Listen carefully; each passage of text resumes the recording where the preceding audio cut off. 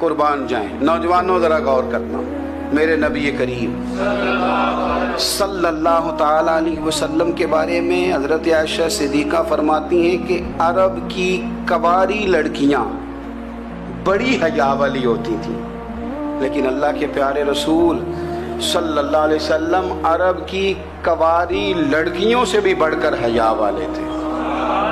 یہ ہمارے بچے مذاق میں ہمیں کئی دفعہ کہتے ہیں شادی کرا دو، شوگل میں کہہ دیتے، ابا کو کہہ دیتے ہیں، ابا کو منہ پہ آگے کہہ دیتے ہیں، کہتے ہیں یہ بڑا بھائی مصیبت بن گیا، یہ ہٹے گا تمہاری باری آئے گی۔ آپ کچھ ایسی باتیں کر رہے ہیں، کچھ ایسے انداز آپ اختیار کر رہے ہیں جو وفادار لوگ کرتے نہیں۔ شرم و حیا سے وہ چیزیں ٹھل جاتی ہیں، جو باتیں ہمارے بچوں کی زبانوں پر بے باکی کے ساتھ آنے لگی ہیں۔ یہ جو ہمارے لڑکے بن سنور کے نکلتے ہیں، یہ جو میک اپ کا خرچہ لڑکیوں کے برابر لڑکوں کا ہوتا جا رہا ہے، یہ جو لڑکے بھی رات کو چہرے پر کریم لگا کر کے سوتے ہیں، یہ بتا سکتے ہیں کہ مقاصد کیا ہے؟ بتا سکتے ہیں؟ یعنی بچے بھی بغیر شیمپو کے بال نہیں دھوتے، مثلا کیا کرنا ہے آپ نے اس کا؟ بڑی بڑی قیمتی چیزیں جو ہیں وہ آپ نے رکھی ہوئی ہیں، مقصد کیا ہے؟ یہ جو ہمارے بچے بن سنور کے نکل رہے ہیں تو کیا دعوت دے رہے ہیں سوسائٹی کو؟ شارٹ نکرے پہن کے جو نکلے ہوئے ہیں، اوریاں لباس پہن کے نکلے ہوئے ہیں۔ اقبال نے کہا تھا دیار مشرق حوث میں غلطاں، شباب اوریاں شراب اسیاں، جسے بھی دیکھو غری کے اسیاں، ہم ایسی تہذیب کیا کریں گے؟ شباب اوریاں، تم نے اپنی جوانی ننگی کر ڈالی ہے ساری، معاذ اللہ۔ کن مقاصد کے لیے؟ میں وہ اعداد و شمار بتا نہیں سکتا۔ ہمارے ہاں گند سستا ہو گیا ہے، لوگوں نے گناہ تک پہنچنا آسان بنا دیا ہے۔ آپ دیکھ لیں گندگی دروازے پہ اور گند موبائل میں، کیسے بچائیں ان بچوں کو؟ کیا کریں؟ کلیجے پھٹتے، کبھی باتیں سوچتے ہیں تو سوچتے ہیں آنے والی نسل کو کہاں لے جائیں، کہاں چھپائیں، کیا ایسا کریں کہ یہ بچ جائیں۔ خدا را قربان جائیں حضرت عثمان غنی پر۔ مصنف ابن ابی شیبہ میں صحابہ فرماتے ہیں حضرت عثمان غنی نا بڑے مالدار تھے۔ مال آتا ہے تو لوگ عیاش نہیں ہو جاتے، مال آتا ہے تو لوگوں کی خواہشات بہت بڑھ نہیں جاتی۔ بڑے مالدار تھے، مالدار بھی تھے اور سونے بھی بڑے تھے۔ حضرت اسامہ بن زید کہتے ہیں میں نے زندگی میں اتنا سونا بندہ نہیں دیکھا جتنے حضرت عثمان غنی خوبصورت تھے، پیسہ بھی حسن بھی۔ لیکن فرماتے ہیں کہ حضرت عثمان غنی سب سے بڑھ کر اپنی شرمگاہ کی حفاظت کرنے والے، اور سب سے بڑھ کر صلہ رحمی کرنے والے، رشتہ داروں سے اچھا سلوک کرنے والے، حیا والے، شرم والے، پاکیزگی والے۔ آپ کا ذہن ہے، آپ صبح اٹھتے ہی ذہن بنا لیں کہ میں نے آج اتنا سبق پڑھنا ہے، آج اتنی تفسیر دیکھنی ہے، اتنی عبادت کرنی ہے، فلانی نعت میں نے دیکھنی ہے، فلاں خیر کا کام کرنا ہے، فلاں آدمی کے ساتھ نیکی کرنی ہے۔ صبح ذہن بنا لیں، آپ کا ذہن وہی کام کرنے لگے گا۔ لیکن اگر صبح اٹھتے ہی ذہن میں گندگی ہے، رات کو سوتے ہی معاذ اللہ ذہن میں وسوسے ہیں، تو پھر سارا دن وہی چکی چلے گی، وہی انداز رہے گا۔ تھوڑا سا آپ کو اس کی نگرانی کرنی ہے، تھوڑا سا۔ فحاشی، عریانی یہ تیزی سے پھیل رہی ہے، تیزی سے گندگی لوگ کشید کر کے لاتے ہیں۔ اور حیا کا مطلب صرف اتنا ہی نہیں ہے آپ زنا اور بدکاری سے بچیں، آپ اپنی زبان کو بھی حیا والا بنائیں۔ کوئی کچا کمزور جملہ، گندی بات، گالی کبھی بھی زبان پہ نہ آئے، آپ کا انداز حیا والا ہو، بے باک ہو جانا، بے باک بولنا۔ میں باریکی سے اس بات کو سمجھتا ہوں، اور میں آپ کو بہت ساری بزرگوں کے ارشادات کا نچوڑ عرض کرنے لگا ہوں۔ آپ اپنا ذہن صاف کر لیں، آپ کے بہت سارے کام ویسے صحیح ہو جائیں گے، کیونکہ ہمارے دین کے اندر زیادہ اجر نیتوں اور ارادوں پہ ملتا ہے۔ آپ کے جو اندر کی پاکیزگی ہے وہ بہت سارا فضل لاتی ہے اللہ کا، اور اگر دل ہی نہ پاک ہو، ذہن ہی نہ پاک ہو، تو وہ خیر کی چیزیں کس طرح کر کے داخل ہوں گی؟ نوجوان میری بات پر توجہ کریں۔ فرمایا وہ لوگ جو اپنی شرمگاہ کی والذین ہم لفروجہم حافظون، وہ لوگ جو اپنی شرمگاہ کی حفاظت کرتے ہیں۔ حضور غوث پاک رضی اللہ تعالیٰ عنہ فرمایا کرتے تھے، دو چیزیں انسان اپنی سنبھال لینا، ایک پیٹ اور ایک شرمگاہ، تو فرماتے تھے ولایت اس کے بڑی قریب آ جاتی۔ ہم نہ ان لذات میں الجھ جاتے ہیں۔ سیانے سیانے بندے، روٹی کمر سیدھی کرنے کے لیے کھانی چاہیے، زبان کے ذائقے کے لیے نہیں کھانی چاہیے۔ یہ زبان کا ذائقہ لگ جائے یہ کہیں کا نہیں چھوڑتا انسان۔ اپنی شرمگاہ کی جو لوگ حفاظت کر لیتے ہیں، کوئی بڑے سے بڑا گناہ کرنے سے بھی بندہ کافر نہیں ہوتا، بندہ کفر کرنے سے کافر ہوتا ہے۔ گناہ بڑے سے بڑا کرنے والا بھی گناہ گار ہے، کافر نہیں۔ لیکن بعض گناہ ایسے ہیں جو جس وقت بندہ کر رہا ہوتا ہے اس وقت وہ مومن نہیں ہوتا۔ میرے نبی کریم صلی اللہ تعالیٰ علیہ وسلم نے فرمایا، جب کوئی شرابی شراب پیتا ہے اس وقت مومن نہیں ہوتا۔ جب کوئی چور چوری کرتا ہے تو اس وقت مومن نہیں ہوتا، اور جب کوئی زانی زنا کرتا ہے تو تب وہ مومن نہیں ہوتا۔ اتنی دیر کے لیے اس کے دل سے ایمان نکال لیا جاتا ہے۔ کفل کا ایک واقعہ ترمذی میں ملتا ہے۔ ایک شخص کفل نام کا تھا بنی اسرائیل میں، ایک عورت مجبور تھی، اس کے بچے بھوکے تھے، تو کفل نے اسے مائل کر لیا کہ تو میرے ساتھ گناہ کرے گی تو پھر میں تیرے بچوں کی روٹی تجھے دوں گا۔ تو وہ عورت پہلے تو بیچاری نہ مانی، لیکن بچوں کی بھوک دیکھ کے مجبور ہو گئی۔ جب کفل کے قریب گئی نا وہ عورت، اس نے دروازے سارے بند کر لیے۔ ترمذی شریف میں اس کا واقعہ موجود ہے۔ چاروں جانب سے بند ہو گیا سارا کچھ، لیکن جب وہ کفل کہتا ہے میں اس بی بی کے پاس جانے لگا تو عورت کا وجود کانپتا تھا۔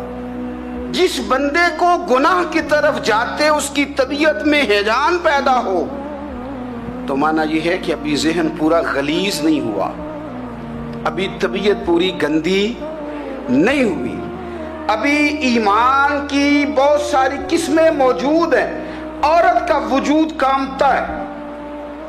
تو کفل کہتے ہیں کہ میں نے اسے کہا کہ سارے دروازے بند ہیں، ڈرتی کیوں ہے؟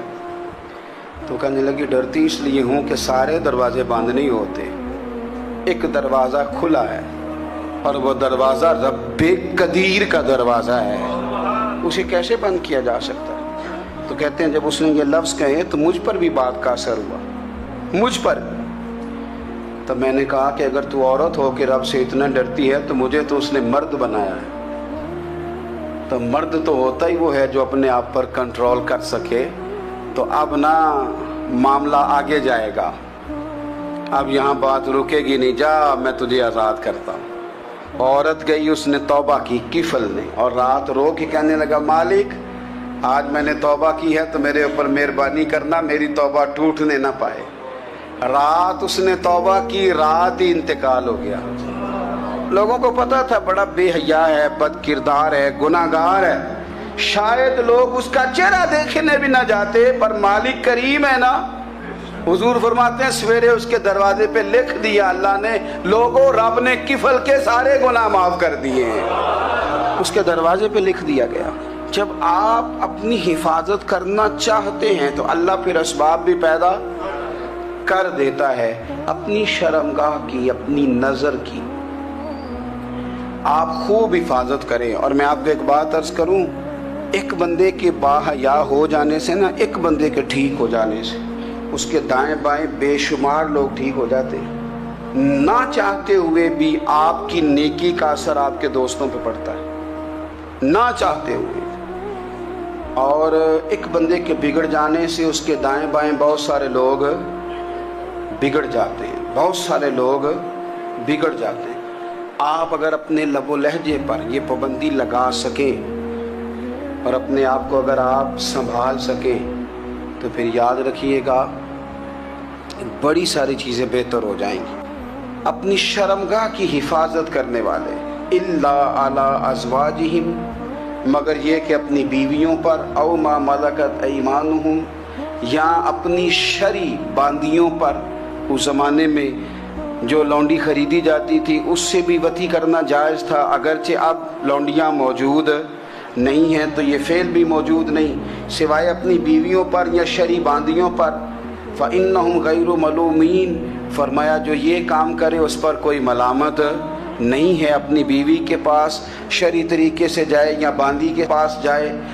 फमन इब्तगा वरा ज़ालिका, और जो आदमी इसके बाद इस हद से बढ़े, इसके सिवा कुछ और करे जो बंदा, फरमाया फ़उलाइका हुमुल आदून, ये लोग हद से बढ़ने वाले हैं। जो लौंडियों और बांदियों के अलावा, अपनी बीवियों के अलावा किसी और जगह गंदगी करें, ये हद से बढ़ने वाले, हदों को क्रॉस करने वाले लोग हैं। फिर इरशाद फरमाया वल्लज़ीना हुम ली अमानातिहिम व अहदिहिम राऊन, और वो जो अपनी अमानतों और अपने वादों की रियायत करते हैं, अमानतें अदा करते हैं, वादे पूरे करते हैं। और वो लोग जो अपनी नमाजों की हिफाजत करने वाले हैं, जिनमें ये खूबियाँ आ गई। मेरा रब फरमाता है नमाज में खुशू वुज़ू हासिल हो गया, फजूलियात से बच गए, ज़कात अदा करने वाले बन गए, शर्मगाह की हिफाजत करने वाले बन गए, अमानतें अहद पूरे करने वाले बन गए, अपनी नमाजों के मुहाफिज हो गए।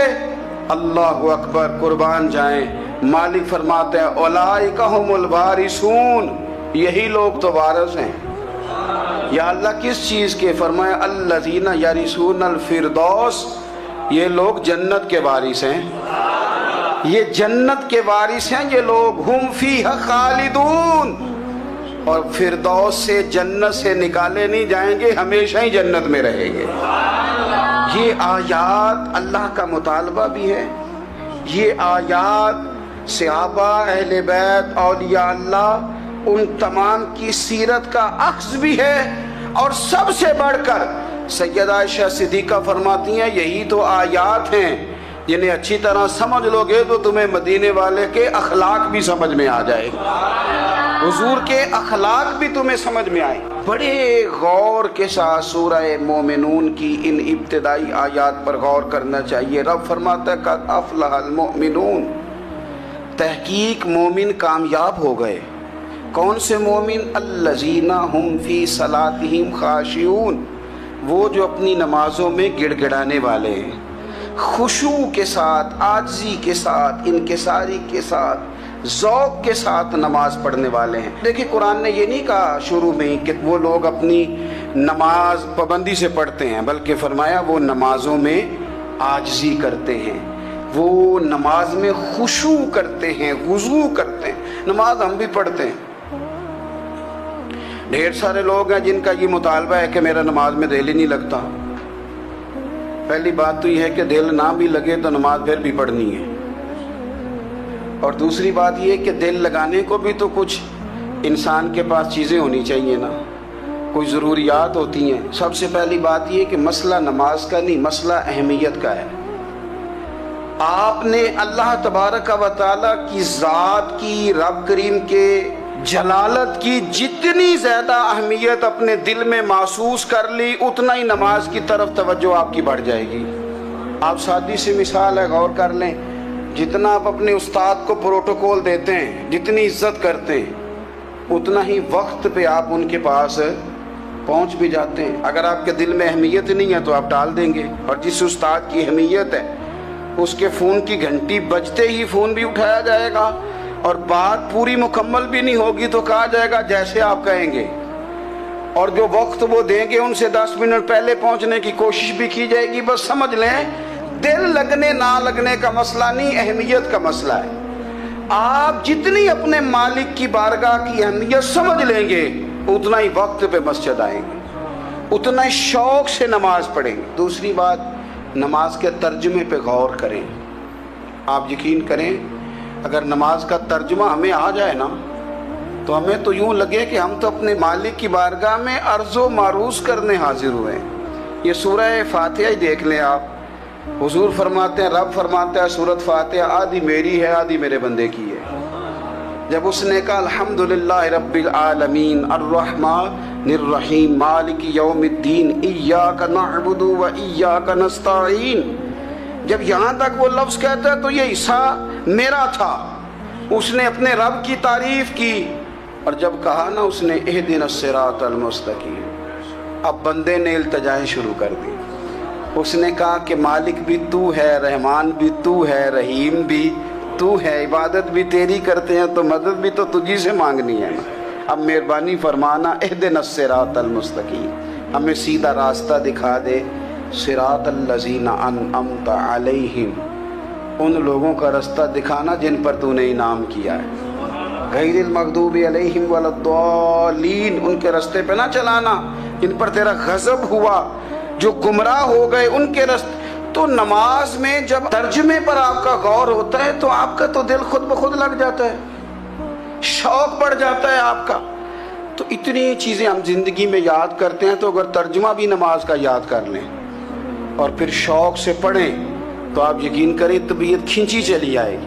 ہمارے یہاں کچھ لوگ نماز پڑھتے ہیں پر بڑی لاپرواہی سے پڑھتے ہیں, کبھی ادھر دیکھتے ہیں کبھی ادھر دیکھتے ہیں, کبھی بال سہلاتے ہیں. وہ میں نے دیکھا ہے سجدے جا رہے ہیں تو سیانے بندے کبھی کپڑے کو چھیڑ رہے ہیں, کبھی جگہ کو چھیڑ رہے ہیں. میرے نبی کریم صلی اللہ تعالی علیہ وسلم نے فرمایا ان لوگوں کا کیا حال ہے جو اپنی نماز میں نظریں آسمان کی طرف اٹھاتے ہیں, رکوع سے اٹھے تو اوپر دیکھنا شروع کر دیا, کیا حال ہے ان کا. اور پھر حضور نے ایک موقع پر تو سختی فرمایا جو نماز پڑھتے اپنی نظریں آسمان کی طرف اٹھاتا ہے وہ باز آ جائے, ورنہ ایسا نہ ہو کہ رب اس کی آنکھیں ہی چھین لے. باز آ جائے اس کام سے. خشوع کے ساتھ نماز پڑھے, عاجزی کے ساتھ نماز پڑھے, اس کا دل لگا ہوا ہو نماز کے اندر. میرے نبی پاک صلی اللہ تعالی علیہ وآلہ وسلم کے غلام حضرت انس بن مالک رضی اللہ تعالی عنہ فرماتے ہیں کہ رسول پاک صلی اللہ علیہ وسلم نے مجھ سے فرمایا تھا کہ بیٹے نماز میں ادھر ادھر دیکھنے سے بچو, کیونکہ فرمایا نماز میں ادھر ادھر توجہ کرنا یہ بندے کو ہلاک کر دیتا ہے. ہلاکت ہے اس میں اگر تم نے ادھر ادھر توجہ ہوگی. نماز تم مالک کی بارگاہ میں کھڑے ہو اور تم دیکھ ادھر ادھر رہے ہو. تو ایک تو نماز عاجزی کے ساتھ. پھر فرمایا والذین ہم عن اللغو معرضون, وہ لوگ جو فضول باتوں سے, لغویات سے اپنا منہ پھیر لیتے ہیں, فضولیات سے. ہمارے ہاں نا بہت سارے لوگ ایسے ہیں جو بلا وجہ ان چیزوں میں دلچسپی لیتے ہیں جو ان کے مطلب کی نہیں ہے. ان کے مطلب کی مطلب آپ کسی سے ملنے کہتے ہیں کیا حال ہے, ٹھیک ہے جی. بچوں کا کیا حال ہے, ٹھیک ہے. بچے کتنے ہیں؟ تو بھئی آپ کو جب پتہ ہی نہیں تھا کتنے ہیں تو حال کیوں پوچھا آپ نے؟ آپ کرتے کیا ہیں؟ آپ کا بڑا بھائی کیا کرتا ہے, چھوٹا بھائی کیا کرتا ہے, ابا جی کیا کرتے ہیں؟ بھئی آپ کے مطلب کی بات نہیں. آپ مطلب کی مقصد کی بات کریں, بے مقصد باتوں میں الجھنے کی ضرورت نہیں ہے. دیکھیں اپنا ادارہ میں چلاتا ہوں, اپنا گھر آپ چلاتے ہیں, اپنی ڈیوٹی آپ کرتے ہیں. آپ کو زیادہ بہتر پتہ ہے کہ آپ اپنا گھر کیسے چلا رہے ہیں. مجھے زیادہ بہتر پتہ ہے کہ میں مدرسہ مسجد, مجھے زیادہ بہتر پتہ ہے اس کے اندر کون سی اصطلاح کس طرح کرنی ہے, یہ مجھ سے زیادہ بہتر کوئی بندہ جانتا نہیں. اب ہم کیا کرتے ہیں, جب ہم دوسرے کے کام میں مداخلت کرتے ہیں تو دو نقصان ہوتے ہیں. ایک تو اس کے ساتھ ہمارا رائے کا اختلاف ہو جاتا ہے, اور دوسرا ہمارے اپنے بہت سارے کام رہ جاتے ہیں کیونکہ ہماری توجہ ہی دوسرے کی جانب تھی, اپنے بڑے سارے کام رہ جاتے ہیں. اس لیے بہت ساری ایسی چیزیں ہیں جن میں بلا وجہ کوئی مقصد نہیں. ہم پرانے لوگوں سے باتیں سنا کرتے تھے, ہمارے بزرگ کہا کرتے تھے جیڑے پنڈ جانا نہیں, جیڑے پنڈ جانا نہیں ہوتا راہ پوچھنے دی کی. لغویات میں نہ الجھے, فضولیات میں نہ الجھے, یعنی ٹو میں رہنا, ٹو میں. آپ یقین کریں میں نے پرسنلی طور پہ اس چیز کو محسوس کیا ہے کہ ہمارے بہت سارے اہم حقوق صرف اس لیے مس ہوتے ہیں کہ ہماری اپنے سے زیادہ توجہ سامنے والے پہ ہوتی, سامنے والے.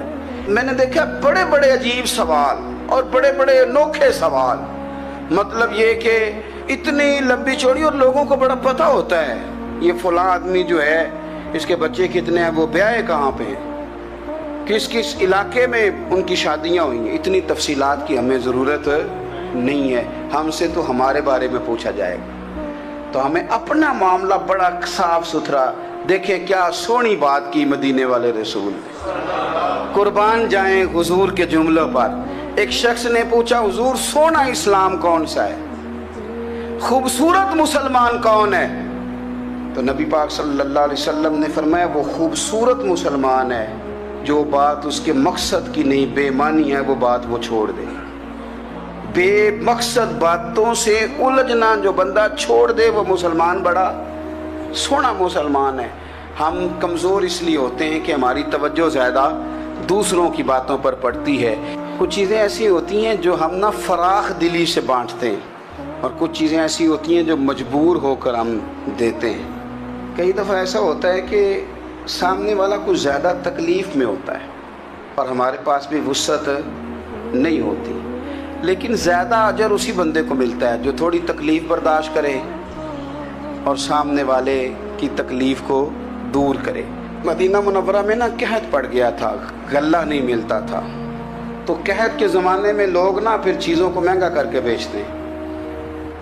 ہمارے ہاں ایک طرف چینی کی لائنیں لگی ہوتی ہیں، دوسری دفعہ چھاپا پڑتا ہے، پورے کے پورے گودام بھرے ہوئے نکل آتے ہیں، لوگ مصنوعی قلت پیدا کر دیتے ہیں۔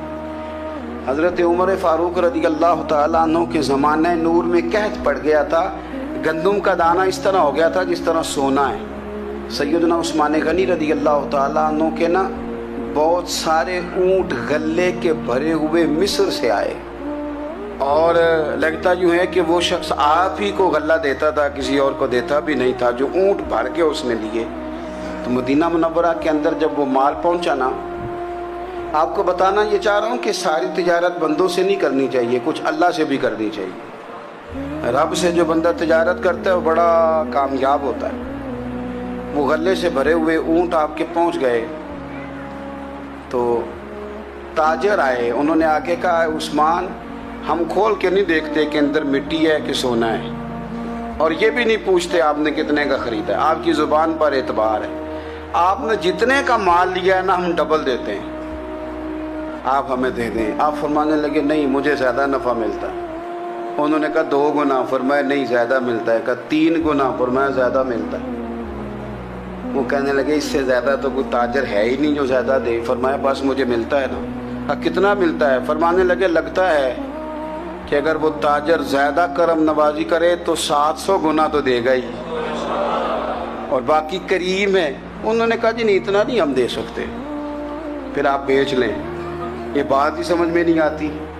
لوگ چلے گئے تو حضرت عثمان غنی مال اٹھا کے مسجد کے دروازے پہ لے گئے، جا کے کہنے لگے اے عمر اعلان کر دیں جس غریب کو گندم کی ضرورت ہے، آسانی کے دور میں نہیں دقت کے دور میں، جب لوگوں کو مل نہیں رہی چیز، جس کو ضرورت ہے وہ آئے اور آ کے لے جائے۔